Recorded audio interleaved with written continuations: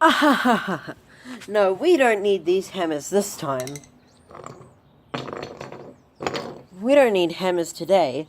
Today I'm going to be showing you how to properly disassemble a power supply. When disassembling a power supply, you need to be very careful because it could still contain electricity. You need to be very careful. Which is why you need to be careful because it could still contain electricity. I've already said that, haven't I? You need to use a screwdriver. You don't need hammers or anything else in this situation. You just need a hammer. You just need a screwdriver.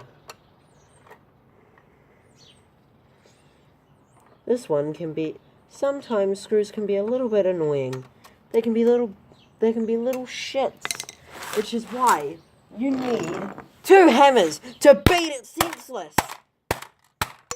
Work, goddammit, work!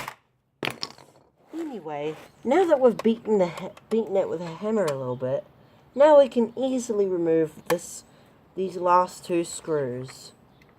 Because remember, kids, hammers always fix problems.